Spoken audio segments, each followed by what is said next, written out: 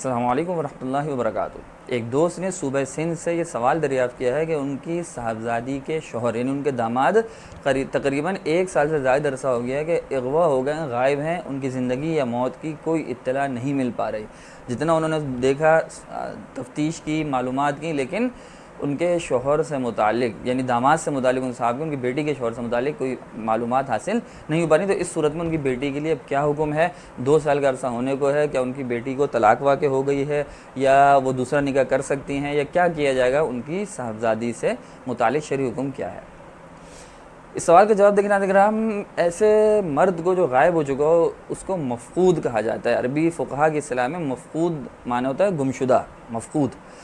बाबुल मफकूद हर फ़िक़्र की किताब में तकरीबन मौजूद होता है फ़ुक़हा के यहाँ। बाबुल मफकूद यानी मफकूद, ऐसे गुमशुदा शोहर के मसाइल उस बाब में बयान की जाते हैं। इससे मुतालिक फ़िक़्ह हनफ़ी का असल हुक्म क्या है, उसमें क्या तफ़सीलात हैं, यहाँ हमारा मौज़ूअ बहस है ये, और ना इस वीडियो में या यहाँ यूट्यूब पे इस पर ज़्यादा बहस करना कोई कारामद काम है। मैं आपके सामने सिर्फ सवाल का जवाब ज़िक्र कर देता हूँ कि इससे मुतालिक फ़िक़्ह हनफ़ी का और फ़िलहाल जो हमारे दौलत है उनका फ़तवा क्या है। तो देखिए, मफकूद गुमशुदा जो शौहर है उसकी बीवी से मुतालिक हुक्म यह है, फ़तवा यह है कि उसकी बीवी अदालत से रुजू करेगी। सबसे पहली बात, अदालत से रुजू करेगी। घर बैठे बैठे उसके या उसके बाप के लिए ये समझ लेना कि इस लड़की को तलाक हो गई है, दूसरा निकाह कर सकती है, क़तअन दुरुस्त नहीं है। तलाक नहीं हुई है, शौहर के निकाह में ही है। अदालत से रुजू करेगी सबसे पहले वो।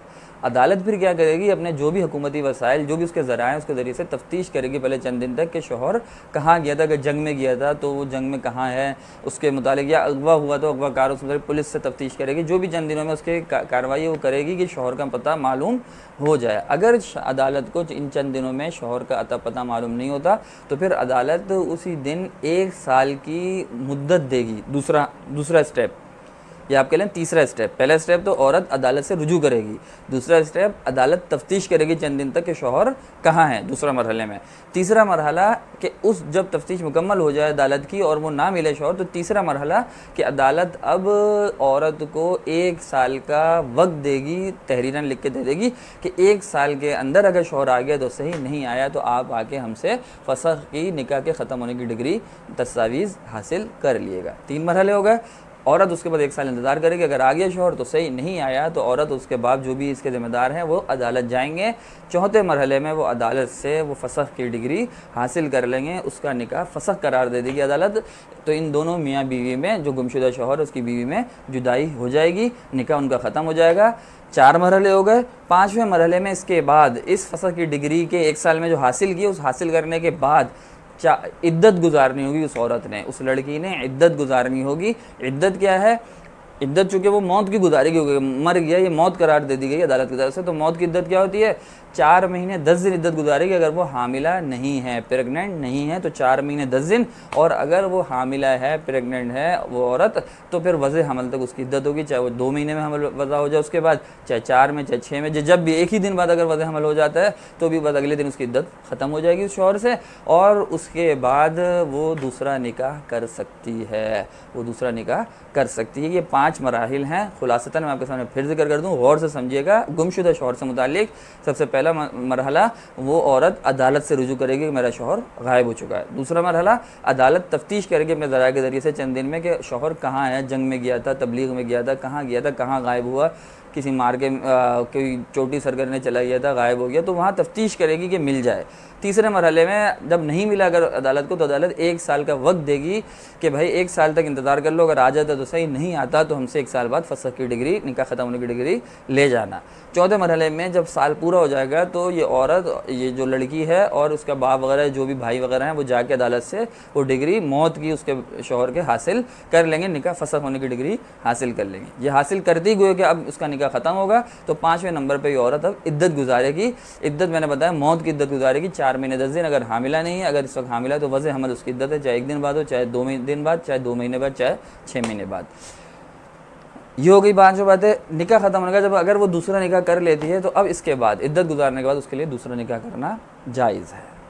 इसके बाद एक ज़रूरी बात और समझ लें कि अदालत ने बिलफर्ज फसख की डिग्री जारी कर दी, साल बाद शौहर नहीं आया, अदालत ने उसको फसख करार दे दिया, लेकिन उसके बाद शौहर कहीं से आ जाता है और इस औरत ने निकाह कर लिया और या निकाह ना किया, तो इस सूरत में क्या हुक्म है?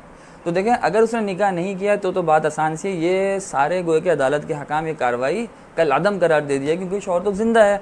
तो जब हकीकत में वो आ गया वापस कहीं से भी, तो ये सारी कार्रवाई होकर कल अदम हो जाएंगी और उसको इसी औरत के निकाह में दे दिया जाएगा, इसी शौहर के निकाह में जो कल गायब हुआ था आ गया, इसके निकाह में वो करार दी जाएगी। और अगर इसने शादी कर ली है दूसरी, तो इस सूरत में भी ये सारे हकाम कल अदम हो जाएंगे और ये पहले इसी शौहर की जो गायब हो गया था, गुमशुदा था, जो आ गया है अब, तब भी इसी की बीवी शुमार होगी, क्योंकि सारा अदालत की कार्रवाई जो थी, जाहिर बात है वो थी तो अदालत ने सही की थी, लेकिन वो हकीकतन गलत साबित हो गई क्योंकि शौहर वापस आ गया, इसलिए वो निकाह टूटा ही नहीं था, शौहर मरा ही नहीं था। जब टूटा नहीं था तो ये पहले शौहर की ही निकाह मनकूहा शुमार होगी। अलबत्ता अगर रुखसती हो गई थी और दूसरे शौहर के घर वो जा चुकी थी औरत, और हमबिस्तरी वगैरह जो भी हो गई थी, यानी रुखसती हो गई थी, तो अब यह है कि ये बीवी तो पहले की है, दूसरे से तो गलत निकाह हुआ है, लेकिन ये कि वो इद्दत गुजारेगी, अब दोबारा इद्दत गुजारेगी और उसके बाद जो है ये पहले शौहर से के निकाह में तो है ही है, बस पहले शौहर के पास आ जाएगी। अच्छा, इस सब में मैं ये बता दूं, गुनाहगार कोई भी नहीं, क्योंकि अदालत ने भी अपनी तहकीक की है पूरी मसाइल की, और दूसरा शौहर भी गुनाहगार नहीं है क्योंकि उसने भी उस जो है सर्टिफिकेट को, उस दस्तावेज़ को देखने के बाद ही निकाह किया है। लेकिन उसूली मसला मैंने आपको बता दिया कि अगर फसख के बाद, निकाह फसख होने के बाद शौहर आ जाता है पहला वापस, तो उसके निकाह में ही बीवी को दिया जाएगा, क्योंकि सारे अहकाम हकीकतन कलअदम हो गए हैं, कलअदम करार दिए जाएंगे, क्योंकि वो हकीकतन थे ही नहीं इस तरीके से।